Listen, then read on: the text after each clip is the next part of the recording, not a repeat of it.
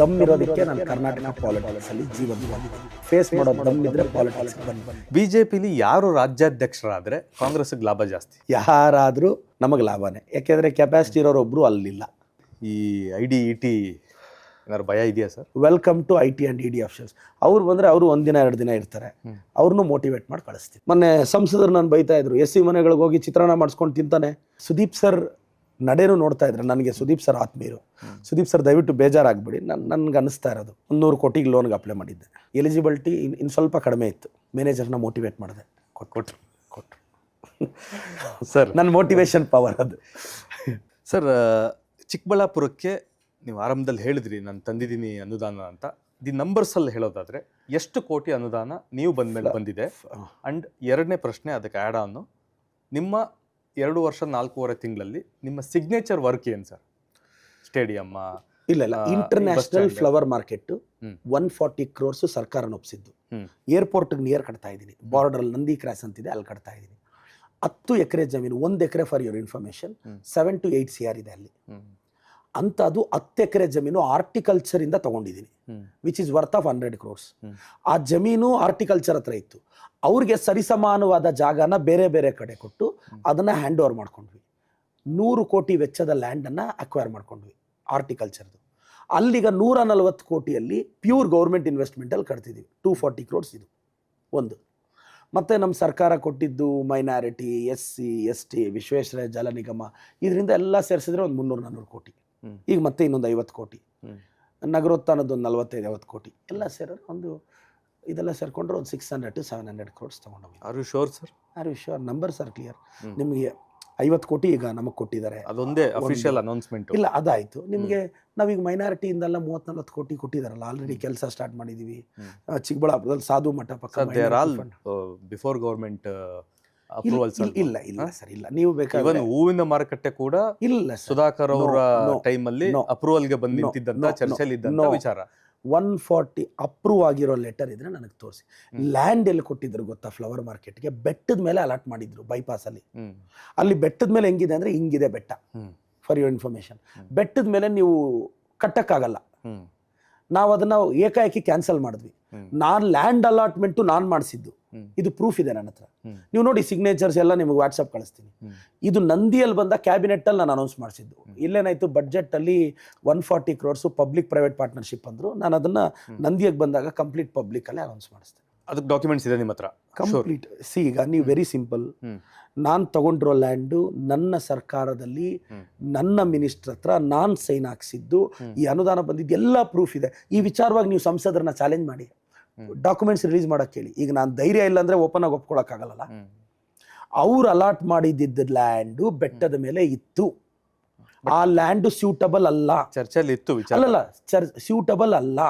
ಯಾಕೆಂದ್ರೆ ಯಾರು ವರ್ತಕರು ಒಪ್ಕೊಳಕ್ ರೆಡಿ ಇಲ್ಲ. ಅದನ್ನ ಕ್ಯಾನ್ಸಲ್ ಮಾಡಿದ್ವಿ. ನಾನೀಗ ತಗೊಂಡಿರೋ ಲ್ಯಾಂಡು ಮೇನ್ ರೋಡ್ಗಿದೆ ಸಡನ್ ಆಗಿ. ಯಾಕೆಂದ್ರೆ ಅದು ಕನಿಷ್ಠ ಅಂದ್ರೆ ನೀವು 3-4 ಕಿಲೋಮೀಟರ್ ಸುತ್ಕೊಂಡ್ಬರ್ಬೇಕು ಮತ್ತೆ ಮೇನ್ ರೋಡ್ಗೆ. ಬೈಪಾಸ್ ಪಕ್ಕ ಇತ್ತು, ಮತ್ತೆ ಅದು ಬೆಟ್ಟದ ಮೇಲೆ ಇತ್ತು. ನೀವು ಕಂಪ್ಲೀಟ್ ಆ ಬೆಟ್ಟ ಹೊಡಿಯೋಕ್ಕೆ ನೀವು 40-50 ಕೋಟಿ ಬೇಕಲ್ಲ. ಇವೆಲ್ಲ ಪ್ರಾಬ್ಲಮ್ ಇತ್ತು. ಪರ್ಸನಲ್ ವಿಚಾರಕ್ಕೆ ಬರ್ತೀನಿ. ಯಾಕೆ ಸರ್ ನಿಮಗೆ ಸುಧಾಕರ್ ಅವ್ರ ಮೇಲೆ ಅಷ್ಟೊಂದು ಲವ್? ಹಳೆ ಪ್ರೀತಿ ಅಲ್ಲ, ಹಳೆ ಪ್ರೀತಿನ ಹೆಂಗೆ ಮರಿತೀರ? ಫಸ್ಟ್ ಲವ್ ಅದು, ಸೆಕೆಂಡ್ ಲವ್.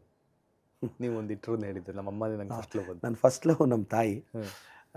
ಯಾಕೆಂದರೆ ಆಗ ಇನ್ನೂ ಮದುವೆ ಆಗಿರಲಿಲ್ಲ, ಸೊ ಸೆಕೆಂಡ್ ಲವ್ ಆಗಿರಲೇಬೇಕು ನಿಮಗೆ.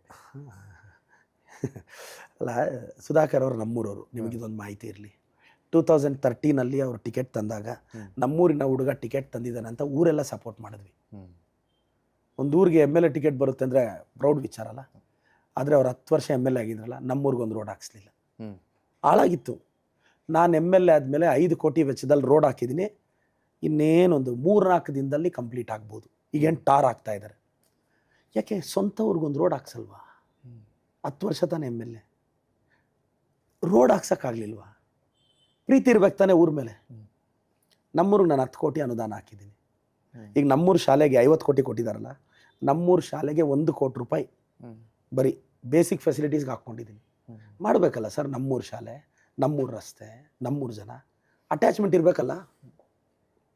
ರೋಡೇ ಹಾಕ್ಸೋಕ್ಕಾಗಲಿಲ್ವೇ? ನಾನು ಬಂದು ಹಾಕ್ಸ್ಬೇಕಾಗಿತ್ತು. ಸೊ ಅಲ್ಲಿಂದ ಕ್ರಶ್ ಶುರು ಆಯ್ತಾ? ಕ್ರಶ್ ಏನಿಲ್ಲ, ಇದೊಂಥರ ಪಾಲಿಟಿಕ್ಸಲ್ಲಿ ರಶ್ ಇದು, ಏನು ಮಾಡೋಕ್ಕಾಗಲ್ಲ. ಅವಾಗ ಅವರು ಪ್ರೀತಿ ಸಿಕ್ಕಾಪಟ್ಟೆ ತೋರಿಸ್ತಾರೆ, ಪ್ರೆಸ್ ಮೀಟ್ ಎಲ್ಲ ಇಟ್ಟು. ಏನು ಮಾಡೋಕ್ಕಾಗಲ್ಲ. ಸುಧಾಕರ್ ಅವ್ರು ನಿಮ್ಮ ಪಾರ್ಟಿಗೆ ಬಂದರೆ ನೀವು ಪಾರ್ಟಿ ಬಿಟ್ಟು ಹೋಗ್ತೀರಾ? ನಾನೇನಕ್ಕೆ ಬಿಡಲಿ?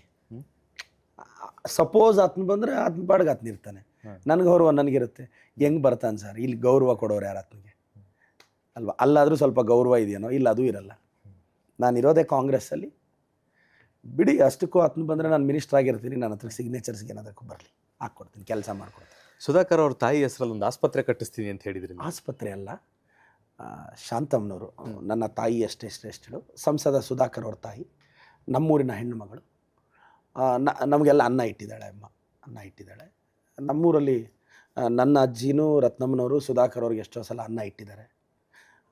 ಶಾಂತಮ್ಮನವರು ಅನ್ನ ಇಟ್ಟಿದ್ದಾರೆ. ಅಂದರೆ ಅವ್ರ ತಾಯಿಯವ್ರು ನಮ್ಮನಿಗೆ ಏನು ಮರಿ ಏನು ಮಗು ಅಂತ ಅವ್ರ ದಾಟಿಯಲ್ಲಿ ಕೇಳೋರು. ಅನ್ನ ಇಟ್ಟಿದ್ದಾರೆ. ನಾನು ಕಾರ್ಡಿಯಾಲಜಿ ಅಂತ ಒಂದು ಡಿಪಾರ್ಟ್ಮೆಂಟು ಚಿಕ್ಕಬಳ್ಳಾಪುರ ಹಾಸ್ಪಿಟಲ್ ಇದೆಯಲ್ಲ, ಅಂದರೆ ಮೆಡಿಕಲ್ ಕಾಲೇಜಲ್ಲಿ ಒಂದು ಹಾಸ್ಪಿಟ್ಲ್ ಇದೆ. ಆ ಹಾಸ್ಪಿಟಲಲ್ಲಿ ಒಂದು ಕಾರ್ಡಿಯಾಲಜಿ ಅಂತ ಓಪನ್ ಮಾಡಿ ಅದನ್ನು ಶಾಂತಮ್ಮ ಕಾರ್ಡಿಯಾಲಜಿ ಅಂತ ಮಾಡ್ತೀನಿ ಅಂತ ಹೇಳಿದ್ದೀನಿ. ಈಗ ಆಸ್ಪತ್ರೆ ರೆಡಿ ಆಗಿದೆ, ಬಟ್ ಇನ್ನೂ ಉದ್ಘಾಟನೆ ಆಗಿಲ್ಲ. ಅದಕ್ಕೊಂದು 80 ಕೋಟಿ ಅನುದಾನ ಕೇಳಿದ್ದೀವಿ, ಕೊಡ್ತೀವಿ ಅಂದಿದ್ದಾರೆ. ಕೊಟ್ಟಿದ ತಕ್ಷಣ ಹಾಸ್ಪಿಟಲಲ್ಲಿ ಕಾರ್ಡಿಯಾಲಜಿ, ಯಾಕೆಂದರೆ ಅವ್ರ ತಾಯಿಯವರು ಶಾಂತಮ್ಮನವರು ಆ ಆಸ್ಪತ್ರೆ ನಿಯರೇ ಹಾರ್ಟ್ ಅಟ್ಯಾಕ್ ಆಗಿ ತಿರುಗಿದ್ದು ಅರೂರ್ ಹತ್ರ. ಆ ಕಾರಣಕ್ಕೆ ನಾನು ಶಾಂತಮ್ಮನವ್ರ ಹೆಸರಲ್ಲಿ ಕಾರ್ಡಿಯಾಲಜಿ ಅಂತ ಇದೇ ಮಾತು ಹೇಳಿದ್ದೀನಿ ಎಲೆಕ್ಷನ್ ಟೈಮಲ್ಲಿ. ಕಾರ್ಡಿಯಾಲಜಿ ಅಂತ ನಾನೇ ನಾಮಕರಣ ಮಾಡ್ತೀನಿ. ಶಾಂತಮ್ಮನವರು ಸಂಸದರಿಗೆ ಅಲ್ಲ ತಾಯಿ, ನನಗೂ ತಾಯಿ. ನನ್ನ ತಾಯಿ ಹೆಸರಲ್ಲಿ ಅದನ್ನು ಓಪನ್ ಮಾಡ್ತೀನಿ. Nice sir. ಸರ್, ನಿಮ್ಮ ಬಗ್ಗೆ ಸಮಾಜದಲ್ಲಿರೋ ಒಪಿನಿಯನ್ ನಾನು ರಿಸರ್ಚ್ ಮಾಡಿರೋ ಆಧಾರದ ಮೇಲೆ ಜಸ್ಟ್ ಈ ಪ್ರಶ್ನೆ ಕೇಳ್ತೀನಿ. Don't take personal. Nothing sir. ನಿಮ್ಮ 2 ಟ್ರಂಪ್ ಕಾರ್ಡು ಚುನಾವಣೆ ಸಂದರ್ಭದಲ್ಲಿ ಇದ್ದಿದ್ದು, ಒಂದು ಸುಧಾಕರ್, ಇನ್ನೊಂದು ನಾನು ಅನಾಥ ಅಂತ. ಇದನ್ನ ಆಕ್ಚುಲಿ ಸಾರ್ವಜನಿಕ ವಲಯದಲ್ಲಿ ತುಂಬ ವಿರೋಧ ಪಕ್ಷದವರು ಮಾತಾಡಿದ್ದಾರೆ. ಇದು ನಿಜವಾಗ್ಲೂ ನಿಮ್ಮ ಟ್ರಂಪ್ ಕಾರ್ಡ್ ಆಗಿತ್ತಾ?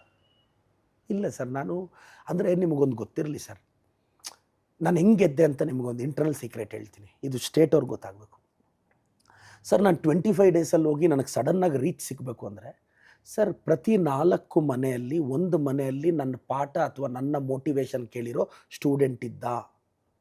ನಾನು ಚಿಕ್ಕಬಳ್ಳಾಪುರದಲ್ಲಿ 2006ರಲ್ಲೇ ಟ್ಯೂಷನ್ ಟೀಚರು. ನನಗೆ 2006-07ರಲ್ಲೇ ನನ್ನ ಹತ್ರ 1000 ಜನ ಟ್ಯೂಷನ್ಗೆ ಬರೋರು, ಬೆಳಗ್ಗೆ 6ರಿಂದ 8 ಗಂಟೆ. 2006-07ನಲ್ಲಿ ಸೆಂಟ್ ಜಾನ್ ಸ್ಕೂಲ್ ಅಂತಿತ್ತು, ಬೆಳಗ್ಗೆ 6ರಿಂದ 8 ಗಂಟೆ, 1000 ನನ್ನ ಸ್ಟ್ರೆಂತು ಬಯಾಲಜಿಗೆ. 2006ಇಂದ 2011ವರೆಗೂ ಇಂಜಿನಿಯರಿಂಗ್ MBBSಗೆ ಹೋಗಿರೋ ಪ್ರತಿ ಹುಡುಗ ಹುಡುಗಿ ನನ್ನ ಪಾಠ ಕೇಳಿದ್ದಾರೆ. ನನಗೆ ಇವ್ರದ್ದೊಂದು 10-15 ಸಾವಿರ ಇತ್ತು. ಮತ್ತು ನಾನು ಪ್ರತಿ ವರ್ಷ ಏನು ಮಾಡ್ತಿದ್ದೆ, 2010ಇಂದ 3-3 ಸಾವಿರ SSLC ಮಕ್ಕಳನ್ನ ಒಂದು ಚೌಲ್ಟ್ರಿಯಲ್ಲಿ ಕೂರಿಸಿ ಮೋಟಿವೇಟ್ ಮಾಡ್ತಿದ್ದೆ. ನನ್ನ ಜಿಲ್ಲೆಯಲ್ಲಿ ಕನಿಷ್ಠ 1 ಲಕ್ಷ ಮಕ್ಕಳನ್ನ ಮೋಟಿವೇಟ್ ಮಾಡಿದ್ದೀನಿ. ನಾನು ಪ್ರತಿ ಮನೆಗೂ ರಿಜಿಸ್ಟರ್ ಆಗಿದ್ದೆ. ಲೋಕಲ್ ಚಾನಲಲ್ಲಿ ಲೈಫ್ ಈಸ್ ಬ್ಯೂಟಿಫುಲ್ ಅಂತ ಒಂದು ಮೋಟಿವೇಶನ್ ಟಾಕು 150 ಶನಿವಾರ ಮಾಡಿದ್ದೆ. 4-5 ವರ್ಷ ಮಾಡಿದ್ದೆ. ಪ್ರತಿ ಮನೆಗೂ ನಾನು ಗೊತ್ತಿದ್ದೆ. ನನಗೆ ಸ್ಟೂಡೆಂಟ್ ಇದ್ದರು. ಇದು ಫ್ಯಾನ್ ಬೇಸ್ ಇತ್ತು ನನಗೆ ಮೊದಲಿಂದ. 1500-2000 ಜನ ಡಾಕ್ಟರ್ಸ್ ಮಾಡಿದ್ದೆ. ಮೇ ಬಿ ಅದೇ ನಿಮ್ಮ ಒಂದು 7-8 ಸಾವಿರ ಜನ ಸರ್ US ಇಂದ ವರ್ಕ್ ಮಾಡಿದ್ದಾರೆ ಸರ್ ನನ್ನ ಸ್ಟೂಡೆಂಟ್ಸ್. ನನಗೆ ಯಾವಾಗಲೂ 12ಅಲ್ಲಿ ನನ್ನ ಪಾಠ ಕೇಳಿ ಇಂಜಿನಿಯರಿಂಗ್ ಮಾಡಿ US ಸೆಟ್ಲ್ ಆಗಿರೋರು ಅವ್ರ ಅಪ್ಪ ಅಮ್ಮಗೆ ಫೋನ್ ಮಾಡಿ, ಅಪ್ಪ ನಮ್ಮ ಸರ್ಗೆ ಓಟ್ ಹಾಕ್ಬೇಕಪ್ಪ ಅಂತ ಅಲ್ಲಿಂದ ಮೋಟಿವೇಟ್ ಮಾಡಿ ಯಂಗ್ಸ್ಟರ್ಸ್ ಮಾಡಿದೆ. ಬಟ್ ನೀವು ಅಕಾಡೆಮಿ ಓಪನ್ ಮಾಡಿದ್ದು 2018 ನಾನು ಟೀಚರ್ 2006ಇಂದ 5-6ಇಂದ. ನಾನು 5ಅಲ್ಲಿ ಸೆಕೆಂಡ್ ಇಯರ್ ಮುಗಿದಿದ ತಕ್ಷಣ ನಾನು ಕಾಸು ಸಂಪಾದಿಸ್ಬೇಕು ಅಂತ ಚಿಕ್ಕಬಳ್ಳಾಪುರದಲ್ಲಿ ಒಂದು ಟ್ಯುಟೋರಿಯಲ್ಸಲ್ಲಿ ಸೇರಿಕೊಂಡೆ ಸರ್. ಸಿಕ್ಕಾಬಟ್ಟೆ ಪಾಪ್ಯುಲರ್ ಆಗೋದು. ಬೆಳಗ್ಗೆ ಟ್ರಾಫಿಕ್ ಜಾಮ್ ಆಗೋದು ಸರ್, ನೀವು ನಂಬಲ್ಲ. 1000 ಜನ ಮಕ್ಕಳು ಬೈಕಲ್ಲಿ ಸೈಕಲಲ್ಲಿ ಬಂದರೆ ರೋಡ್ ಜಾಮ್ ಆಗೋದು. ಲೋಕಲ್ ಕಂಪ್ಲೇಂಟ್ ಮಾಡೋರು, 1000 ವೆಹಿಕಲ್ಸ್ ನಿಲ್ಲೋದು. ಇದು ನಾನು 2006 ಮಾತಾಡಿ. ಬಟ್ ಈ ಕ್ರೇಜ್ ಇತ್ತು ಸರ್ ಒಂದು ಅಂಡರ್ ಕರೆಂಟಲ್ಲಿ ನನಗೆ. ಮತ್ತು ಸೋಷಿಯಲ್ ಮೀಡಿಯಾದಲ್ಲಿ ನನಗೆ ಲೋಕಲಲ್ಲಿ ತುಂಬ ಇಷ್ಟಪಡೋರು ಇದ್ದಾರೆ ಸರ್. ಲೋಕಲ್ MLAಗಳು ಹೋದರೆ 1-2 ಸೆಲ್ಫಿ ತೊಗೊತಾರೆ. ನಾನು ಹೋದರೆ ಹಳ್ಳಿಯಲ್ಲಿ 100 ಜನ ಸೆಲ್ಫಿ ತೊಗೊತಾರೆ. ಅವ್ರ ಮಗನ ಥರ ನೋಡ್ತಾರೆ. ಪ್ರತಿ ಮನೆಗೂ ಕರೆದು ಊಟ ಇಡ್ತಾರೆ. ನಾನು ಸಿಂಪಲ್ಲಾಗಿ ಹೋಗ್ತೀನಿ. ನನ್ನ ಮೇಲೆ ಪ್ರೀತಿ ಇದೆ ಸರ್. ಆ ಮನೆಗೆ ಬಾಗಿನ ಕೊಡೋ ಪ್ರೋಗ್ರಾಮ್ ಹಾಕೊಂಡಿದ್ರಿ ನೀವು ಹಬ್ಬದ ಟೈಮ್? ಕೊಡ್ತಾ ಇದ್ದೀನಿ. ಬಟ್ ಈ ವರ್ಷ ಆಗಲಿಲ್ಲ. ಇಲ್ಲ, ಈ ವರ್ಷ ಏನಾಗ್ತಿದೆ, ಮುಂದಿನ ತಿಂಗಳು ಕೊಡ್ತಾ ಇದ್ದೀನಿ ಸರ್. ಏನಾಯಿತು, ವರಮಹಾಲಕ್ಷ್ಮಿ ಅಂದ್ಕೊಂಡಿದ್ದೆ. ಅದು ಲಾಸ್ಟ್ ಟೈಮು ಈ ಸೂರತ್ತಲ್ಲೆಲ್ಲ ರೈನಿ ಸೀಸನಾಗಿ ಬರೀ 20,000 ಸೀರೆ ಬಂದು ಸರ್. ನನಗೆ ಹತ್ತತ್ರ 80,000 ಸೀರೆ ಬೇಕು. ನಾನೊಂದು ಹಳ್ಳಿಯಲ್ಲಿ ಸ್ಟಾರ್ಟು ಮಾಡಿಬಿಟ್ಟೆ ಕೊಡೋಕ್ಕೆ. ಕೆಲವ್ರು ಏನಂದ್ರು, ನೀನು 20,000 ಕೊಟ್ಟು ಏನಾದರೂ ಬೈ ಮಿಸ್ಟೇಕು ಒಂದು 40-50 ಹಳ್ಳಿಗೆ ಬರಲ್ಲ ಅಂದರೆ ರಾಂಗ್ ಮೆಸೇಜ್ ಹೋಗ್ಬಿಡುತ್ತೆ, ನೆಗೆಟಿವ್ ಆಗಿಬಿಡುತ್ತೆ. ಒಂದೇ ಸಲ ಕೊಡೋಣ ಅಂದ್ಕೊಂಡ್ರು. ಮತ್ತೆ ಸ್ಟಾಕ್ ಎಲ್ಲ ಬಂದು ಕೊಡೋಣ ಅನ್ನೋಷ್ಟೊತ್ತಿಗೆ ಡ್ಯೂರೇಷನ್ ಕಡಿಮೆ ಇತ್ತು, ಹಬ್ಬಕ್ಕೆ ಕೊಡೋಕ್ಕಾಗಲ್ಲ. ಅದಕ್ಕೆ ನೀಟಾಗಿ ದೀಪಾವಳಿಗೆ ಕೊಡೋಣ ಅಂತ ಇಟ್ಕೊಂಡಿದ್ದೀವಿ. ವೆರಿ ಸೂನ್ ವಿಲ್ ಸ್ಟಾರ್ಟ್ ಮಾಡ್ತಾರೆ. ಸೀರೆ ಬಂದಿದೆ ಸರ್, ಈ ಮೊದಲನೇ ಚುನಾವಣೆ ಗೆಲ್ಲೋದಕ್ಕೆ ಮಾತು ಬೇಕು, ಎರಡನೇ ಚುನಾವಣೆ ಗೆಲ್ಲೋದಕ್ಕೆ ಹಣ ಅಥವಾ ರಣತಂತ್ರ, ಎರಡರಲ್ಲಿ ಯಾವ್ದಾರ ಒಂದು ಬೇಕು. ನನಗೆ ಅವೆರಡೂ ಬೇಕಾಗಿಲ್ಲ, ಕೆಲಸ ಇದೆ ಅದೇ ಮಾಡಿಸುತ್ತೆ ಅಂತ. ಶೋರ್? ಗೆಲ್ತೀನಿ ನೋಡಿ, ಹೈಯೆಸ್ಟ್ ಮೆಜಾರಿಟಿ. ನೋಡ್ತಾ ಇರಿ. ಫಸ್ಟ್ ಚುನಾವಣೆಗಿಂತ ಕಾನ್ಫಿಡೆಂಟ್ ಆಗಿದ್ದಾರೆ ಸರ್? ನಾನು ಕನಿಷ್ಠ ಒಂದು 50,000 to 60,000 ಲೀಡಲ್ಲಿ ಇರ್ತೀನಿ. ನೀವು ಬೇಕಾದ್ರೆ ನೆಕ್ಸ್ಟ್ ಎಲೆಕ್ಷನ್ ಆದಮೇಲೆ ನೋಡಿ, ಅವಕಾಶ ಕೊಟ್ಟರೆ ಯತ್ನಾಳ್ ಅವ್ರ ಮೇಲೆ ನಿಂತ್ಕೊಂಡು ಹೊಡೆದು ಬರ್ತೀನಿ. ಈ 224 ಕ್ಷೇತ್ರದಲ್ಲಿ ಚಿಕ್ಕಬಳ್ಳಾಪುರನ ಹೊರತುಪಡಿಸಿ ಅಥವಾ ಕ್ಯಾಟಗರಿ ಕಾನ್ಸ್ಟಿಟ್ಯೂನ್ಸಿನ ಹೊರತುಪಡಿಸಿ ಯಾವ ಕಾನ್ಸ್ಟಿಟ್ಯೂನ್ಸಿಲಿ ನಿಂತರೆ ನೀವು ಎಲೆಕ್ಷನ್ ಗೆಲ್ತೀರಾ? ನಾನು ಯತ್ನಾಳ್ ಅವ್ರ ಮೇಲೆ ನಿಂತರೆ ಗೆಲ್ತೀನಿ, ಆರ್ ಅಶೋಕ್ ಅವ್ರ ಮೇಲೆ ನಿಂತರೆ ಗೆಲ್ತೀನಿ, ವಿಜೇಂದ್ರ ಅಣ್ಣನ ಮೇಲೆ ನಿಂತರೂ ಗೆಲ್ತೀನಿ, CT ರವಿ ಅವ್ರ ಮೇಲೆ ನಿಂತರೂ ಗೆಲ್ತೀನಿ. ಪ್ರತಾಪ್ ಔಟ್ಡೇಟೆಡ್ ಪೀಸ್, ಅದು ಪಂಚಾಯಿತಿ ಮೆಂಬರ್, ಅದು MLA ಆಗೋ ಯೋಗ್ಯತೆ ಎಲ್ಲ ಇಲ್ಲ ಆ ಫೇಸ್ಗೆ. ಏನೋ ಮೋದಿ ಅವ್ರ ಕ್ರೇಜಲ್ಲಿ MP ಆಯಿತಷ್ಟೇ, ಅದು ಮೈಸೂರಲ್ಲಿ. ಅದು BJPನೇ ಬರೋದು, ಅವಾಗ ಮೋದಿ ಅವರ ವಾಲ್ ಬಂತು. ಅದು ಬಿಟ್ಟರೆ ಅವರೆಲ್ಲ ಆತ ನಾನೇ ಅಲ್ಲ, ನಾನು ಬ್ಲಾಕ್ ಪ್ರೆಸಿಡೆಂಟ್ ಸೋಲಿಸ್ತಾ, ಅದು ಔಟ್ಡೇಟೆಡ್ ಪೀಸ್. ಅದು ನಾನು ಯತ್ನಾಳ್ ಅವ್ರು ಸೋಲಿಸ್ತೀನಿ. ಪದ್ಮನಾಭರ ಚೆಕ್ ಮಾಡ್ಕೋಬೇಕು, ಹಣೆ ಬರ ಹೇಳಿ ಚೆಕ್ ಮಾಡ್ಕೊತೀನಿ. CT ರವಿ ಈಸಿಯಾಗಿ ಹೊಡಿತೀನಿ, ಈಸಿಯಾಗಿ ಕೊಡ್ಲಿ. ಪಾರ್ಟಿ ಬೇಕಾದ್ರೆ ಒಂದು ಕಡೆ ಚಿಕ್ಕಬಳ್ಳಾಪುರದಲ್ಲಿ ನಿಂತೀನಿ, ಒಂದು ಕಡೆ ಪ್ರಯೋಗ ಮಾಡಲಿ. ಈಗ ಸುಧಾಕರ್ನ ಯಾರೂ ಸೋಲ್ಸೋಕ್ಕಾಗಲ್ಲ, ಹೊಡಿಲಿಲ್ವಾ? ಇಲ್ಲ ಸರ್, ಈಗ ಯಾರೂ ಸೋಲ್ಸೋಕ್ಕಾಗಲ್ಲ ಅಂತಿಲ್ಲ. ಸಿದ್ದರಾಮಯ್ಯನವರು ಸೋತಿದ್ದಾರೆ, ಖರ್ಗೆ ಅವರು ಸೋತಿದ್ದಾರೆ, ದೇವೇಗೌಡರು ಸೋತಿದ್ದಾರೆ, DK ಅವರು ಸೋತಿದ್ದಾರೆ. ಸೋಲೋ ಸಂದರ್ಭಗಳು ಇಂಪಾರ್ಟೆಂಟ್ ಆಗುತ್ತೆ ಅಷ್ಟೇ. ಇರಲಿ ಸರ್, ತೊಂದರೆ ಇಲ್ಲ. ಲಾಸ್ಟ್ ಎಲೆಕ್ಷನಲ್ಲಿ ಎಷ್ಟು ಖರ್ಚಾಗಿತ್ತು, ನೆಕ್ಸ್ಟ್ ಎಲೆಕ್ಷನ್ಗೆ ಎಷ್ಟು ಬೇಕು? ಲಾಸ್ಟ್ ಎಲೆಕ್ಷನ್ 28 ಲಕ್ಷ ಖರ್ಚು ಮಾಡಿದೆ. ನೀವು ಇದು ಕೊಟ್ಟಿರೋ ಲೆಕ್ಕ ಹೇಳ್ಬಿಡಿ ಸರ್, DC ಆಫೀಸಿಗೆ ಕೊಟ್ಟಿರೋ ಲೆಕ್ಕ ಹೇಳ್ಬಿಡಿ. ಇಲ್ಲ, ನಾನು ಅಷ್ಟೇ ಮಾಡಿದ್ದು ಅಂತ. ದುಡ್ಡೆಲ್ಲಿತ್ತು ಖರ್ಚು ಮಾಡೋಕ್ಕೆ?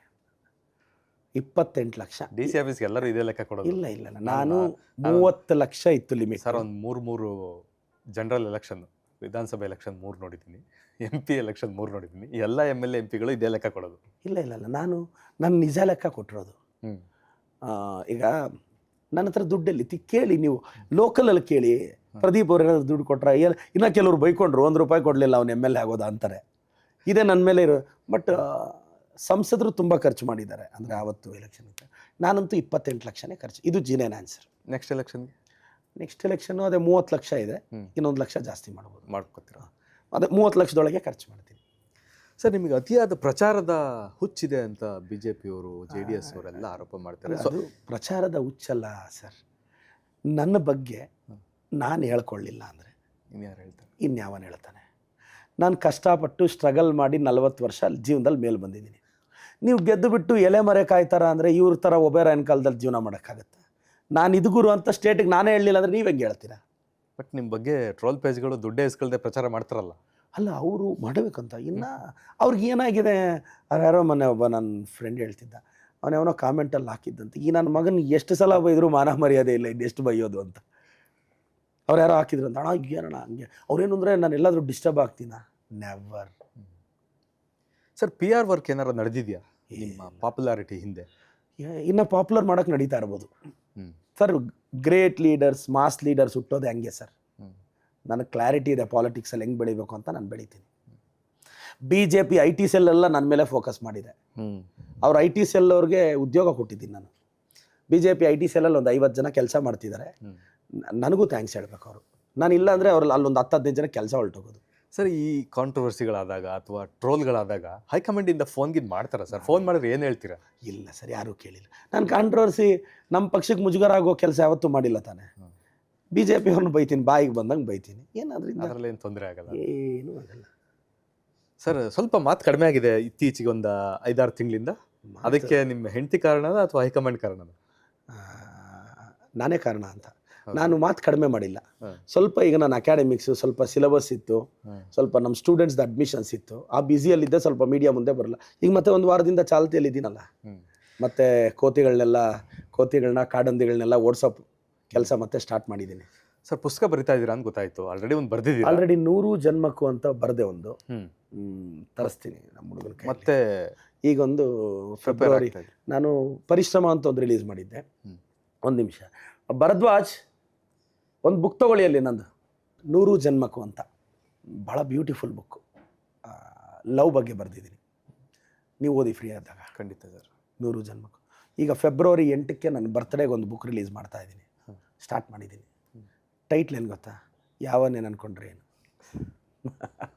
ಯಾರು ರಿಲೀಸ್ ಮಾಡ್ತಾರೆ ಸರ್? ನಾನೇ ಮಾಡ್ತೀನಿ. ನೀವೇ ಮಾಡಿ. ನನಗಿಂತ ಸೆಲೆಬ್ರಿಟಿ ಬೇಕಾ ಏನು ಕರ್ನಾಟಕದಲ್ಲಿ? Yes sir. ನನಗಿಂತ ಸೆಲೆಬ್ರಿಟಿ ಬೇಕಾ ಏನು? ಇದು ನನ್ನ 100 ಜನ್ಮಕ್ಕೂ ಪುಸ್ತಕ. Thank you sir. Thank you. ನಾನು ಪ್ರೀತಿ ಬಗ್ಗೆ, ಪ್ರೇಮದ ಬಗ್ಗೆ, ದಾಂಪತ್ಯದ ಬಗ್ಗೆ, ಏಕಾಂತದ ಮದುವೆ ಆದ್ಮೇಲೆ ಬಗ್ಗೆ, ಬರ್ದಿರೋದು ಸರ್? ಒಂಟಿತನದ ಬಗ್ಗೆ ಮದುವೆಗಿಂತ ಮುಂಚೆ ಬರೆದಿರೋದು. ಅದೇ ಅಂದರೆ ಮದುವೆ ಅನುಭವಗಳು ಇದರಲ್ಲಿ ಇಲ್ವಾ? ಪ್ರೀತಿ ಅನುಭವಗಳಿದೆ. ಹಾಂ. ಪ್ರೀತಿಯಲ್ಲಿ ನಡೆದ ಹಾದಿ, ಸುರಿಸಿದ ಕಣ್ಣೀರು, ಕಾಡಿದ ಒಂಟಿತನ, ಅನಾಥ ಪ್ರಜ್ಞೆ, ಬೇಸರ, ಬಿಟ್ಟು ಹೋದ ಹುಡುಗಿಯ ನೆನಪು, ಅವಳು ಮತ್ತೋರ್ವನನ್ನ ಮದುವೆ ಆದಾಗ ಕಾಡುವ ಅನಾಥ ಪ್ರಜ್ಞೆ, ಪ್ರೀತಿಯಲ್ಲಿ ಕಳ್ಕೊಂಡವ್ರಿಗೆ, ಪ್ರೀತಿಯಲ್ಲಿ ಗೆದ್ದವ್ರಿಗೆ, ಸೋತವ್ರಿಗೆ, ಜೀವನದಲ್ಲಿ ಮೇಲೆ ಬರಬೇಕು ಅಂದ್ಕೊಂಡವ್ರಿಗೆ, ಇಷ್ಟಪಟ್ಟು ಹುಡುಗಿ ಇನ್ನು ಮೇಲೆ ನೀನು ನನ್ನನ್ನು ಮರ್ತೋಗು ಅಂತ ಹೇಳಿದಾಗ ಆಗೋ ಅನುಭವಗಳನ್ನ ಸೇರಿಸಿ ಬರೆದಾಕಿದ್ದೀನಿ. ಅಲ್ಲಿ ಪ್ರತಿ ಪದದಲ್ಲೂ ನನ್ನ ಪ್ರೀತಿ ಇದೆ, ಅನುಭವಿಸಿದ ಯಾತನೆ ಇದೆ, ಕಾಡಿದ ಒಂಟಿತನ ಇದೆ. ವೀಕ್ಷಕರೇ, ಇದು ಪ್ರದೀಪ್ ಈಶ್ವರ್ ಅವರ ಹೊಸ ಪುಸ್ತಕ 100 ಜನ್ಮಕ್ಕೂ. ಪ್ರೀತಿ ಯಾರ್ಯಾರು ಕನೆಕ್ಟ್ ಆಗುತ್ತೆ ಅವರೆಲ್ಲರೂ ಸಹ ಈ ಪುಸ್ತಕ ಓದ್ಬೋದು. ನಾನೇ ಇದನ್ನು ಪ್ರಮೋಷನ್ ಮಾಡ್ತಾ ಇದ್ದೀನಿ. ಈಗ ಸುಮ್ಮನೆ ಒಂದು ಟೈಟ್ಲ್ಗಳು ಓದ್ತೀನಿ ನೋಡಿ ನಿಮಗೆ. ಒಂದೇ ಒಂದು ಟೈಟ್ಲು, ಒಂದು 4-5 ಟೈಟ್ಲು ತುಂಬ ಇಂಟ್ರೆಸ್ಟಿಂಗ್ ಆಗಿದೆ. ಚಾಪ್ಟರ್ ನೇಮ್ ಏನು ಗೊತ್ತಾ? ಅವಳದ್ದು ಪ್ರಾಯ ತುಂಬ ಹೃದಯಗಳು ಗಾಯ ಅಂತ. ಮೊದಲನೇ ಚಾಪ್ಟರ್, ಸುಮ್ಮನೆ ಚಾಪ್ಟ್ರು. ಕ್ಲಾಸಿನ ಮೂಲೆಯಿಂದ ಕೊಟ್ಟಳು ಸ್ಮೈಲು, ಡೆಸ್ಕ್ಗಳೇ ಫೇಲು ಅಂತ. ಮೂರನೇದು, ಬಂದು ಕಟ್ಟಿದಳು ರಾಕಿ, ಜೀವನವೆಲ್ಲ ಫೀಲಿಂಗ್ಸ್ ಮಾತ್ರ ಬಾಕಿ ಅಂತ. 4ನೇ ಚಾಪ್ಟರ್, ಮನಸ್ಸಿಗೆ ಬಂದವಳು ಮನೆಗೆ ಬರ್ತಾಳೆ, ಅದಕ್ಕೂ ಮುನ್ನ ಗೆಲುವು ನಿಮ್ಮ ಮನೆಗೆ ಬರಲಿ ಅಂತ. ಲವ್ ಸ್ಟೋರಿ ಸಿನಿಮಾದಲ್ಲಿದ್ದರೆ ಸೂಪರ್, ಹಾಗೆ ಮಾಡೋಕ್ಕೋದ್ರೆ ಲೈಫ್ ಪಾಪರ್, ಮ್ಯಾನೇಜ್ ಮಾಡೋದು ಗೊತ್ತಾದರೆ ನೀವೇ ಟಾಪರ್. ಇದರಲ್ಲೊಂದು ಡೈಲಾಗ್ ಬರೆದಿದ್ದೀನಿ, ಮೋಸ್ಟ್ಲಿ ಟ್ರೆಂಡ್ ಆಗುತ್ತೆ. ಹೀರೋಯಿಸಮ್ ಅಂದರೆ ಏನು ಗೊತ್ತಾ? ನಾನು ಹೇಳಿದ್ದೆ, ಪ್ರೀತಿಯಲ್ಲಿ ಹೀರೋಯಿಸಮ್ ಅಂದರೆ ಏನು ಗೊತ್ತಾ? ಹೀರೋಯಿಸಮ್ ಅಂದರೆ ಮಗ ಹುಡ್ಗಿನ ಬೀಳ್ಸೋದಲ್ಲ, ಅವಳು ಇನ್ನೊಬ್ಬನಿಗೆ ಬೀಳ್ದಂಗೆ ನೋಡ್ಕೊಳ್ಳೋದು, ಅದು ಹೀರೋಯಿಸಮ್ ಅಂದರೆ. ಇದರಲ್ಲಿ ಸೇರಿಸಿದ್ದೀನಿ. BJPಲಿ ನಿಮ್ಮ ಫೇವ್ರೆಟ್ ಲೀಡ್ರು? ಅಟಲ್ ಬಿಹಾರಿ ವಾಜಪೇಯಿ. ಅಷ್ಟೇ ಅಷ್ಟೇನಾ ಸರ್? ನಮ್ಮ ರಾಜ್ಯ BJPಲಿ ಯಾರೂ ಇಲ್ಲ? ಯಡಿಯೂರಪ್ಪ ಸಾಹೇಬರು, ಗೌರವ ಇದೆ, ದೊಡ್ಡವರು. BJPಲಿ ಯಾರು ರಾಜ್ಯಾಧ್ಯಕ್ಷರಾದರೆ ಕಾಂಗ್ರೆಸ್ಗೆ ಲಾಭ ಜಾಸ್ತಿ? ಯಾರಾದರೂ ನಮಗೆ ಲಾಭನೇ, ಯಾಕೆಂದರೆ ಕೆಪಾಸಿಟಿ ಇರೋರೊಬ್ಬರು ಅಲ್ಲಿಲ್ಲ. ಯಾರೂ ಇಲ್ಲ ಅಂತೀರಾ? ಯಾರೂ ಇಲ್ಲ ಅಂತ. ಈಗಿರೋರು, ಮುಂದೆ ಆಗೋರು? ತಕ್ಕ ಮಟ್ಟಿಗೆ ನನಗೆ ಗೊತ್ತಿರೋ ಪ್ರಕಾರ ಅಂದರೆ ನಾನು ತಕ್ಕ ಮಟ್ಟಿಗೆ ಈಗ ವಿಜಯೇಂದ್ರ ಅವರು ಸೂಟಬಲ್ ಆಗಿ ನಿರ್ವಹಿಸ್ತಾರೆ. ಅವ್ರು ಬಿಟ್ಟರೆ ಇನ್ಯಾರಿಗೂ ಆ ಪಾರ್ಟಿನ ಲೀಡ್ ಮಾಡೋ ಶಕ್ತಿ ಇಲ್ಲ. ವಿಜಯೇಂದ್ರ ಅವ್ರಿಗೆ ಆ ಕೇಪಬಿಲಿಟಿ ಇದೆ ಅಷ್ಟೇ, ಇನ್ಯಾರಿಗೂ ಅಲ್ಲಿ ಲೀಡ್ ಮಾಡೋ ಶಕ್ತಿ ಇಲ್ಲ. ಯತ್ನಾಳ್ ಅವ್ರು ಯಾವುದೋ ಗಣೇಶನ ಹಬ್ಬದಲ್ಲಿ ಹೋಗಿ ಭಾಷಣ ಬಿಗಿದ ತಕ್ಷಣ ಈಸಿ ಪಾರ್ಟಿಲೇ ಇಲ್ಲ ಬಿಡಿ. ಈಗ ಅವ್ರ ಬಗ್ಗೆ ನಾವು BJP ಅವರೇನೋ ವಾಪಸ್ ಬರ್ತಾರಂತೆ. ಮತ್ತೆ ಅದು ಅವರ ಹೇಳಿಕೆ. ಅವ್ರು ವಾಪಸ್ ಬರ್ತಾರೆ, BJPಯಲ್ಲೇ ಕಂಟೆಸ್ಟ್ ಮಾಡ್ತಾರೆ. ನಿಮಗೂ ಕಾನ್ಫಿಡೆನ್ಸ್ ಇದೆಯಾ? ಅವ್ರು BJPಯಲ್ಲೇ ಕಂಟೆಸ್ಟ್ ಮಾಡೋದು ನೋಡ್ತಾ ಇರಿ. ನನ್ನ ಪಾರ್ಟಿನ ನಾನು ಟ್ರಯಲ್ ಮಾಡ್ಬೇಕು ಬಿಜಾಪುರದಲ್ಲಿ, ಹೋಗಿ ಹೊಡಿತೀನಿ ನೋಡಿ, ಇತಿಹಾಸ ಕ್ರಿಯೇಟ್ ಮಾಡ್ತೀನಿ. ನನಗೆ ಬಿಜಾಪುರಲ್ಲಿ ಒಂದು ದೊಡ್ಡ ಫಾಲೋಯಿಂಗ್ ಇದೆ ಸರ್. ನನಗೆ ಕನಿಷ್ಠ ಒಂದು 1,500 ಜನ ಸ್ಟೂಡೆಂಟ್ಸ್ ಇದ್ದಾರೆ ನನಗೆ ಆ ಡಿಸ್ಟಿಕ್ಕಲ್ಲಿ. ಸರ್, ಚಿಕ್ಕಬಳ್ಳಾಪುರದ ವಿಚಾರಕ್ಕೆ ಬಂದರೆ, ಈ ಯಳವಳ್ಳಿ ರಮೇಶ್ ಅವ್ರದ್ದು ನಿಮ್ಮದು ಏನಾದರೂ ಕಾನ್ಫ್ಲಿಕ್ಟ್ ಇದೆಯಾ ಸರ್? ಏನಿಲ್ಲ, ಅಂಥದ್ದೇನಿಲ್ಲ. ನಮ್ಮ ಈಸ್ ಆಲ್ಸೋ MLA ಕ್ಯಾಂಡಿಡೇಟ್. ಇಲ್ಲ, MLA ಕ್ಯಾಂಡಿಡೇಟ್ ಆಗಿದ್ರು. ಅವತ್ತು ಪಾಪ ಅವರು ನೀನು ಆಗು ಪ್ರದೀಪ್ ಅಂತ ನನಗೂ ಆಶೀರ್ವಾದ ಮಾಡಿದ್ರು. ಅದರಲ್ಲಿ ಎರಡನೇ ಮಾತು. ಈಗ ನಿಮ್ಮ ಜೊತೆ ಚೆನ್ನಾಗಿದ್ದಾರೆ. ಅವರು ಸ್ವಲ್ಪ ಆರೋಗ್ಯ ಸಮಸ್ಯೆ ಇದೆ, ಅವ್ರ ಮನೆಯಲ್ಲಿದ್ದಾರೆ. ನಾನೇನಂದರೆ ನಾನು ಬೇರೆ ರಾಜಕಾರಣಿಗಳ ಥರ ಹೋಗೋ ಪ್ರತಿ ಹಳ್ಳಿಗೂ ನೀವು ಬನ್ನಿ ಅಂದರೆ ನಾನು ನ್ಯೂ ಏಜ್ ಪೊಲಿಟಿಷಿಯನ್ ಸರ್. ಈಗ ಹಳಬ್ರ ಥರ ರಿಸರ್ಚ್ ಮಾಡ್ತಾ ಇದ್ದೆ. ನಿಮ್ಮ ಅಕ್ಕಪಕ್ಕ ಲೀಡರ್ ಇರಲ್ವಂತೆ, ನೀವು ಮಾತ್ರ ಹೋಗ್ತೀರಾ ನಿಮ್ಮ PA? ಅಲ್ಲ ಸರ್, ಏನಾಗುತ್ತೆ ಫಾರ್ ಎಕ್ಸಾಂಪಲ್ ನಿಮ್ಗೆ ಹೇಳ್ತೀನಿ, ಅದಕ್ಕೆ ಅವ್ರು 4 ಕಾರ್ ವೇಸ್ಟ್ ಅಂತದ? ಹಂಗಲ್ಲ ಸರ್. ಬೆಳಗ್ಗೆ ನಾನು 5 ಗಂಟೆಗೆ IBಗೆ ಹೋಗ್ತೀನಿ, 6 ಗಂಟೆಗೆ ಹಳ್ಳಿಯಲ್ಲಿ ಇರ್ತೀನಿ. ನಾನು ಕರೆದ್ರೆ ಪ್ರತಿದಿನ ಅವ್ರ ಆರೋಗ್ಯ ಸಮಸ್ಯೆಗಳು ಎದ್ದು ಬರೋದು ಎಷ್ಟು ಕಷ್ಟ. ನಾನು ಬೆಳಗ್ಗೆ 6 ಗಂಟೆಗೆ ಹೋಗಿ ಹಳ್ಳಿಯಲ್ಲಿ ಇರ್ತೀನಿ. ಎಷ್ಟೋ ಸಲ ಅರ್ಧ ಗಂಟೆ ನಾನು ಆಫೀಸರ್ಸ್ಗೆ ವೆಯ್ಟ್ ಮಾಡ್ತೀನಿ. ಯಾಕೆಂದ್ರೆ 6:15 ಇಳಿರ್ತೀನಿ, ಅವ್ರು 6:15 ಬರ್ತಾರೆ, ನಾನು 6 ಗಂಟೆಗೆ ಹೋಗಿರ್ತೀನಿ. ಪ್ರತಿದಿನ ನಿನ್ನ ಲೀಡರ್ಸ್ನ ಎಬ್ಸಿ 6 ಗಂಟೆಗೆ ಅಂದರೆ ಅವ್ರು 4 ಗಂಟೆಗೆ ರೆಡಿ ಆಗಬೇಕು. ಇದು ಕಷ್ಟ. ಅದಕ್ಕೆ ಬರೋರು ಬರ್ತಾರೆ. ಇತ್ತೀಚೆಗೆ JDS ಅವರು ಒಂದು 4-5 ಜನ ನಿಮ್ಮ ಪಾರ್ಟಿಗೆ ಬಂದಿದ್ದಾರೆ. ಅವ್ರಿಗೆ ನಿಮ್ಮ ನೇರವಾದ ವಿರೋಧ ಇದೆ ಅಂತ ಕೇಳ್ಪಟ್ಟೆ.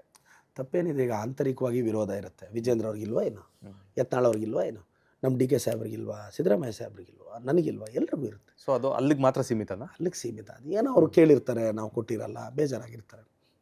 ಸರ್, ನೀವು ಗೆದ್ದ ಮೇಲೆ ಬಂದಂಥ ನಗರಸಭಾ ಚುನಾವಣೆಯಲ್ಲಿ BJP ಮೇಲುಗೈ ಸಾಧಿಸಿದೆ? ಇಲ್ಲ, ಮೇಲುಗೈ ಅಲ್ಲ ಸರ್. ತಮ್ಮ ಮಾಹಿತಿ ಇರಲಿ, ರಾಜ್ಯಕ್ಕೂ ಗೊತ್ತಿರಲಿ, ನಮ್ಮ ಪಾರ್ಟಿಯಿಂದ 9 ಜನ.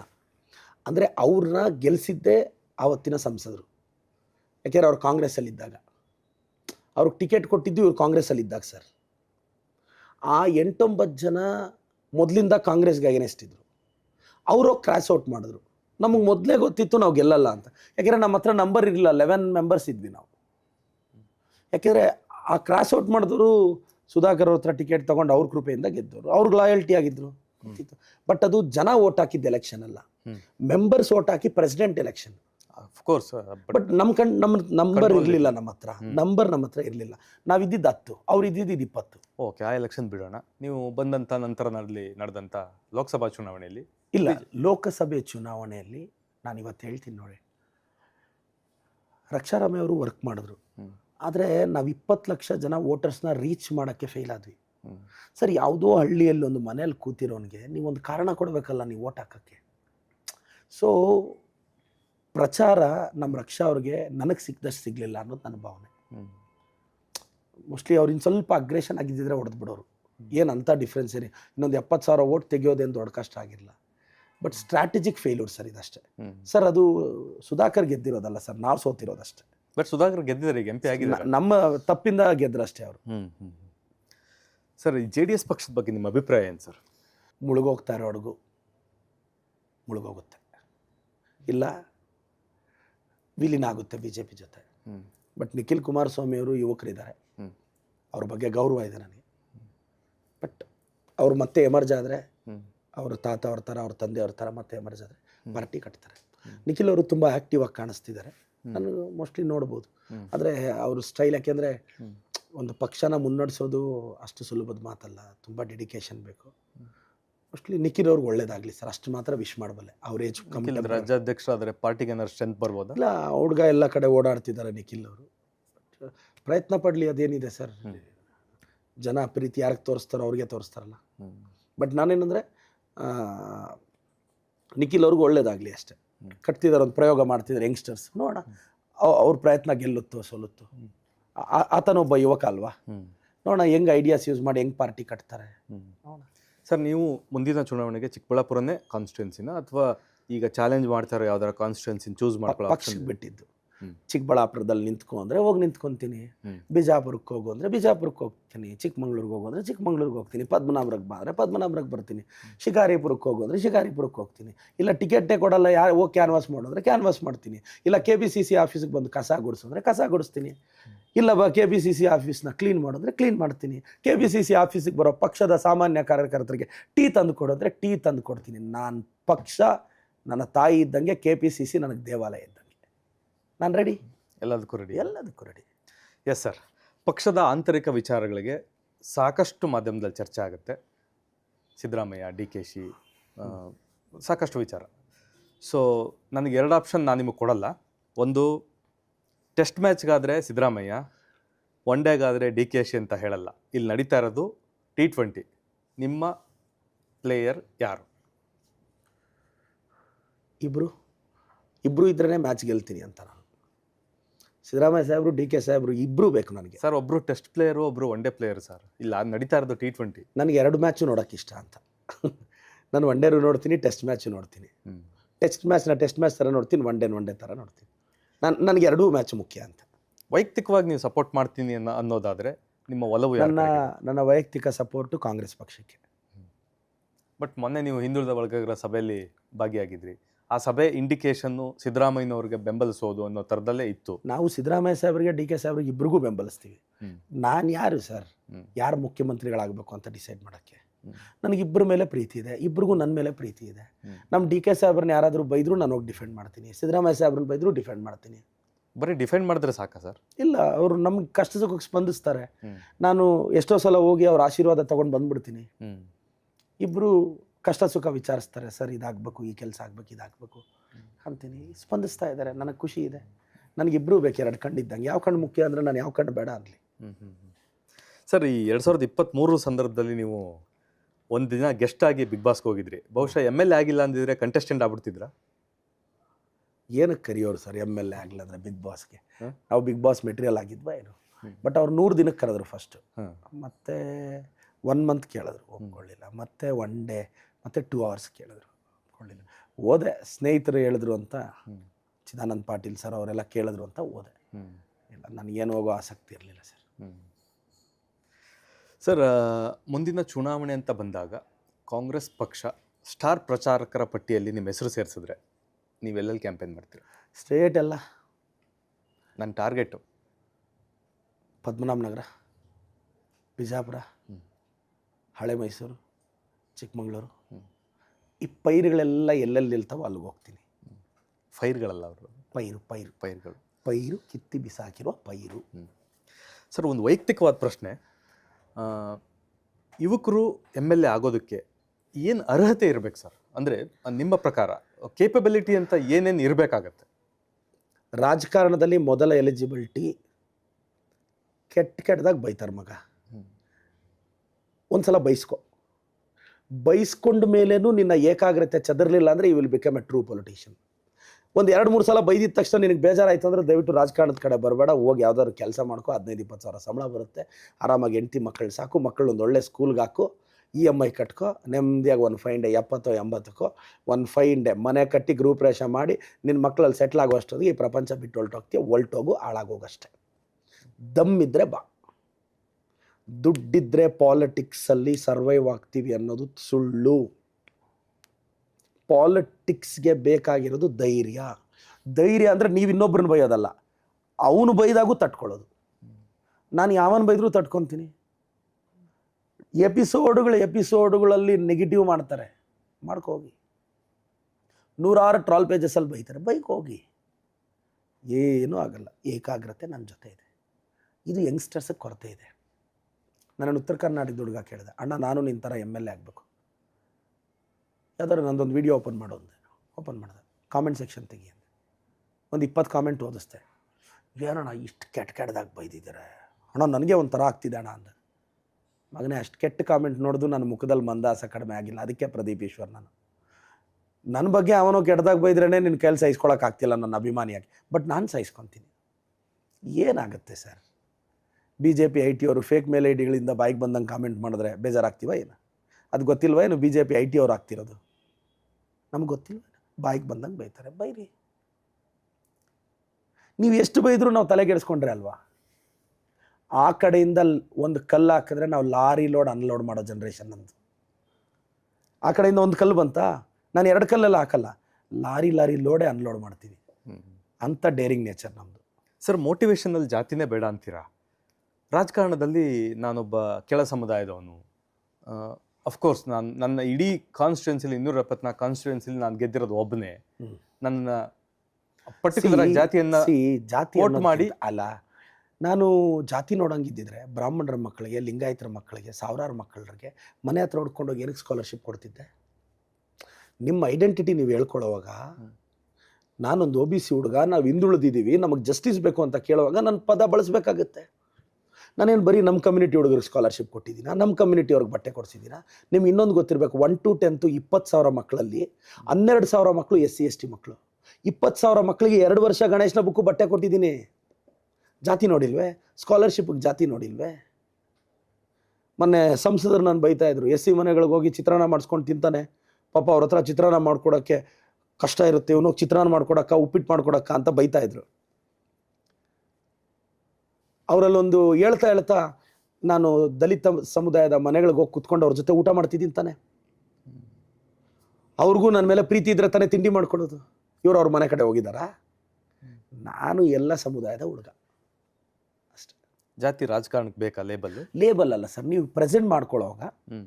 ಈಗ ನನ್ನ ಸಮುದಾಯ ಹಿಂದುಳಿದಿದೆ, ನಾನೊಂದು ಪರ್ಟಿಕ್ಯುಲರ್ ಸಮುದಾಯದಲ್ಲಿ ಹುಟ್ಟಿದ್ದೀನಿ, ಬಲಿಜ ಅಂತ. ಸಮುದಾಯದವರು ನನ್ನ ಮೇಲೆ ಒತ್ತಡ ಆಗ್ತಿದ್ದಾರೆ, 2A ರಿಸರ್ವೇಷನ್ ತೊಗೊಂಬ. ನೀವು 2A ರಿಸರ್ವೇಷನ್ ಕೇಳುವಾಗ ನಾನು ಹೇಳ್ಬೇಕಲ್ಲ, ನಾನೊಂದು ಬಲಿಜ ಸಮುದಾಯದ ಹುಡುಗ, OBC ಹುಡುಗ, ನಮ್ಮದು 2A ಕೊಡಿ ಅಂತ ಕೇಳಬೇಕಲ್ಲ. ಆವಾಗ ಹೇಳಲಿಲ್ಲ ಅಂದರೆ ಯಾರಿಗೆ ಅರ್ಥ ಆಗುತ್ತೆ? ಹಸುವಾದರೆ ಅಮ್ಮನೇ ಊಟ ಇಡಲ್ವಂತೆ, ರಿಸರ್ವೇಷನ್ ಕೊಡ್ತಾರೇನು? ಈ ID ET ಏನಾದ್ರು ಭಯ ಇದೆಯಾ ಸರ್? ನನಗೇನು ಭಯ ಇಲ್ಲ. Welcome to all IT and ED officials. We are open. ಮನೆ, ಆಫೀಸ್ ಎಲ್ಲ open. My transaction is clean. ನನಗೆ ದುಡ್ಡು ಬಂದಿರೋದಕ್ಕೆ ಸೋರ್ಸ್ ಇದೆ, ಅದಕ್ಕೆ ಟ್ಯಾಕ್ಸ್ ಕಟ್ಟಿದ್ದೀನಿ, GST ಕಟ್ಟಿದ್ದೀನಿ. 1 ಲಕ್ಷ ರೂಪಾಯಿಗೆ ನಾನು 18,000 GST ಕಟ್ತೀನಿ.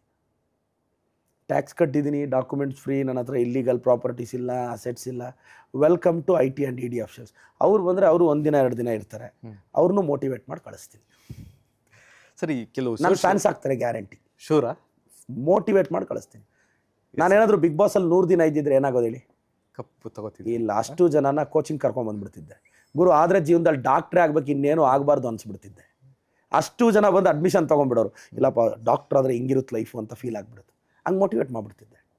Yes sir. ಮೊನ್ನೆ ಲೋನ್ಗೆ ಅಪ್ಲೈ ಮಾಡಿದ್ದೆ, ಬ್ಯಾಂಕಲ್ಲಿ ಸ್ವಲ್ಪ ಎಲಿಜಿಬಿಲಿಟಿ, ಒಂದು ಸ್ವಲ್ಪ ಕ್ಯಾಂಪಸ್ ಎಕ್ಸ್ಪೆನ್ಷನ್ ಮಾಡೋಣ ಅಂತ 100 ಕೋಟಿಗೆ ಲೋನ್ಗೆ ಅಪ್ಲೈ ಮಾಡಿದ್ದೆ. ಎಲಿಜಿಬಿಲಿಟಿ ಇನ್ನು ಸ್ವಲ್ಪ ಕಡಿಮೆ ಇತ್ತು. ಮ್ಯಾನೇಜರ್ನ ಮೋಟಿವೇಟ್ ಮಾಡಿದೆ, ಕೊಟ್ಟರು. ಸರ್, ನನ್ನ ಮೋಟಿವೇಶನ್ ಪವರ್ ಅದು.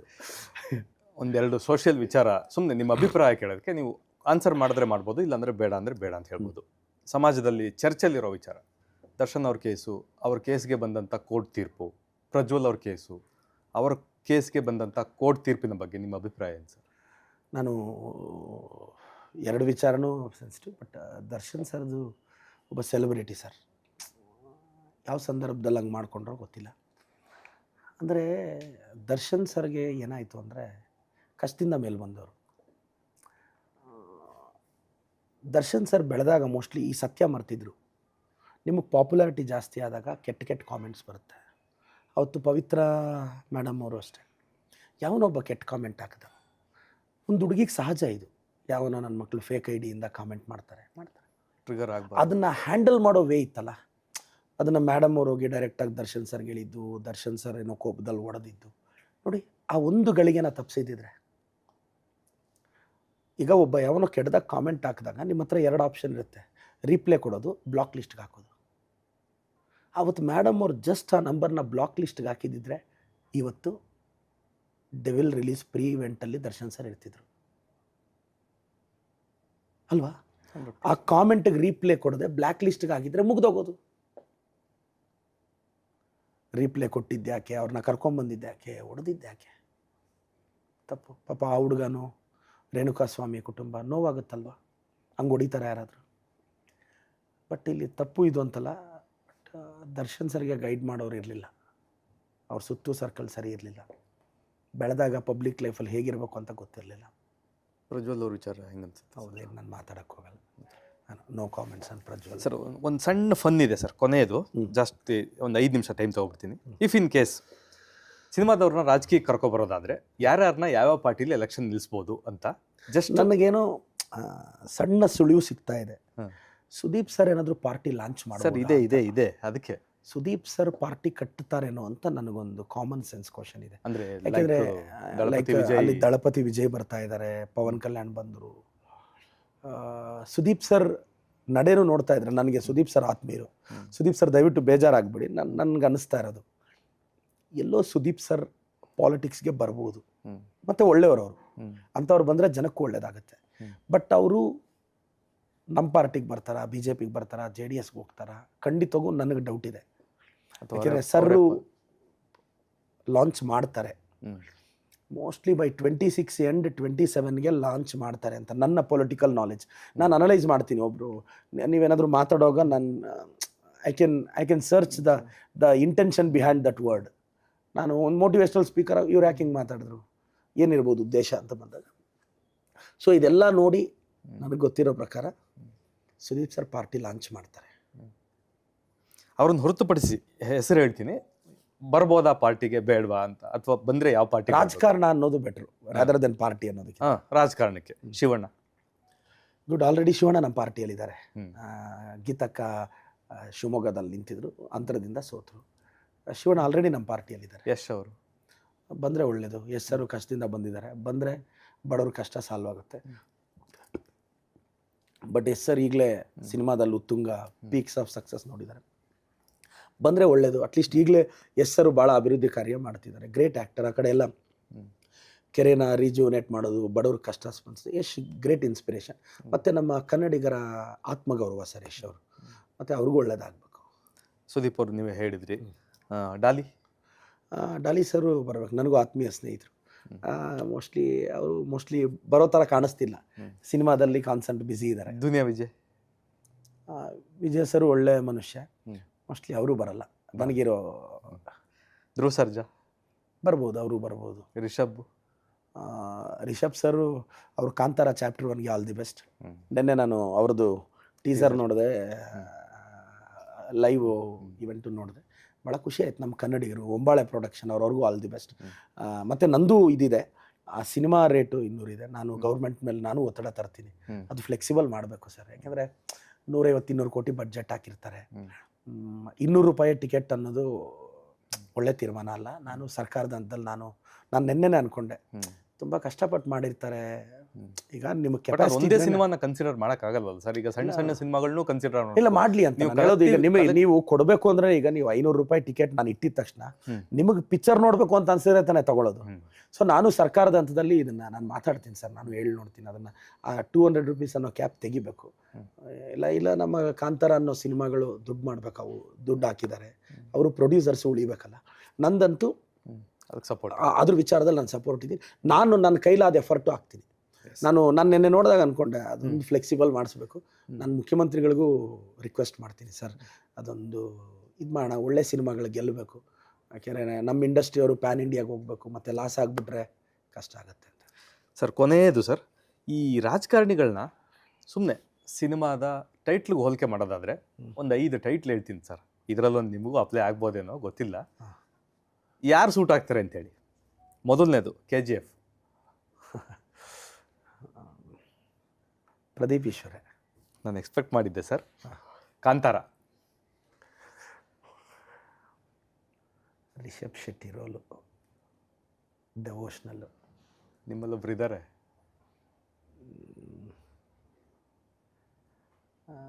DK ಸಾಹೇಬರು. ಕರೆಕ್ಟ್. ಟಗರು, ಸಿದ್ದರಾಮಯ್ಯ ಸಾಹೇಬರು. KD, ಪ್ರೇಮ್ ಸರ್ದು.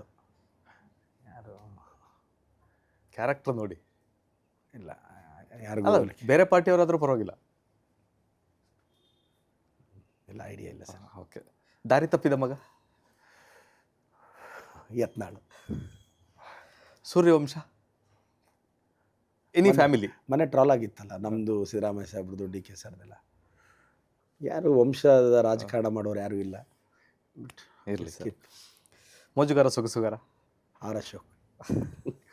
ತರಲೆ ನನ್ನ ಮಗ, ಪ್ರತಾಪ್.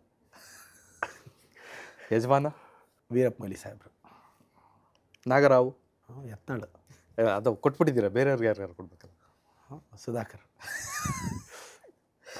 ರಾಜಕುಮಾರ, MC ಸುಧಾಕರ್. ಕೊನೆಯದು ಸಿಂಹದ ಮರಿ. ಸಿಂಹದ ಮರಿ ಶಿವಣ್ಣನೇ ಸಾಟಿ, ಶಿವಣ್ಣನೇ ಅದಕ್ಕೆ. ಅವರು ನಮ್ಮ ಕಾಂಗ್ರೆಸ್ ಪಾರ್ಟಿಯವರೇ. Yes sir, thank you so much for your time. ಭಾಳ ಸಮಯ ಕೊಟ್ರಿ. ಕೊನೆಯದಾಗಿ ನಿಮ್ಮ ಕ್ಷೇತ್ರದ ಜನರಿಗೆ, ನಿಮ್ಮ ವಿರೋಧಿಗಳಿಗೆ, ಕಾಂಗ್ರೆಸ್ನವ್ರಿಗೆ, ಮೋಟಿವೇಶನ್ನ ಕೇಳುವಂಥ ವಿದ್ಯಾರ್ಥಿಗಳಿಗೆ, ಜನರಿಗೆ ಏನು ಹೇಳೋಕ್ಕೆ ಇಷ್ಟಪಡ್ತೀರಾ? ಕರ್ನಾಟಕದ ಯುವಜನತೆ, ನಾನು ಕಷ್ಟಪಟ್ಟು ಸ್ಟ್ರಗಲ್ ಮಾಡಿ ರಾಜಕಾರಣಕ್ಕೆ ಬಂದಿದ್ದೀನಿ. ರಾಜಕಾರಣಕ್ಕೆ ಬಂದ ಮೇಲೆ ನನಗೆ ತುಂಬ ಕ್ಲಾರಿಟಿ ಇದೆ. ಇಲ್ಲಿ ಅವಮಾನ ಇರುತ್ತೆ, ತೇಜೋವಧೆ ಇರುತ್ತೆ, ಕಲ್ಲಾಕ್ತಾರೆ, ಬೈತಾರೆ, ಕೆಟ್ಟದಾಗ ಕಾಮೆಂಟ್ ಮಾಡ್ತಾರೆ. ಇಷ್ಟು ತಟ್ಕೊಳ್ಳೋ ದಮ್ ಇರೋದಕ್ಕೆ ನಾನು ಕರ್ನಾಟಕ ಪಾಲಿಟಿಕ್ಸಲ್ಲಿ ಜೀವಂತವಾಗಿದ್ದೀನಿ. ನೀವು ಯಾವನಾದರೂ ಪಾಲಿಟಿಕ್ಸ್ಗೆ ಬರಬೇಕು ಅಂದರೆ ಫೇಸ್ ಮಾಡೋ ದಮ್ ಇದ್ದರೆ ಪಾಲಿಟಿಕ್ಸ್ಗೆ ಬನ್ನಿ. ಇಲ್ಲ ತೆಪ್ಪ ಕೆಲಸಕ್ಕೆ ಹೋಗಿ ಹೆಂಡತಿ ಮಕ್ಕಳು ಸಾಕೊಂಡು EMI ಕಟ್ಕೊಂಡು ಆರಾಮಾಗಿ ಇದ್ಬಿಡಿ. ರಾಜಕಾರಣದ ಎಲಿಜಿಬಿಲಿಟಿನೇ ವಿಮರ್ಶೆಗಳನ್ನ ತಟ್ಕೋಬೇಕು. ಟಾರ್ಗೆಟ್ ಮಾಡಲ್ವ ಏನು, ಮಾಡ್ತಾರೆ. ತೊಂದರೆ ಕೊಡಲ್ವ ಏನು, ಕೊಡ್ತಾರೆ. ಇದನ್ನೆಲ್ಲ ದಾಟಿದ್ರೇ ಪೊಲಿಟಿಷಿಯನ್ ಆಗ್ತೀರ. ನಾನು ML ಎಲೆಕ್ಷನಲ್ಲಿ ಗೆದ್ದಾಗಿದೆ. ನನಗೆ ನಂಬಿಕೆ ಇದೆ, ನಾನು ಖಂಡಿತವಾಗೂ ರಾಜಕಾರಣದಲ್ಲಿ ಬೆಳಿತೀನಿ ಅಂತ. ಯಾಕೆ ಬೆಳಿತೀನಿ ಗೊತ್ತಾ? ಯಾರಾದರೂ ಕಲ್ಲು ಹಾಕಿದ್ರು ತಲೆ ಕೆಡಿಸ್ಕೊಳ್ಳದೇ ಇರೋ ಗುಣ ನನ್ನಲ್ಲಿದೆ. ಎನಿಹಾವ್, ರಾಜಕಾರಣಕ್ಕೆ ಬರೋ ಯುವಕರಿಗೆ ಆಲ್ ದಿ ಬೆಸ್ಟ್.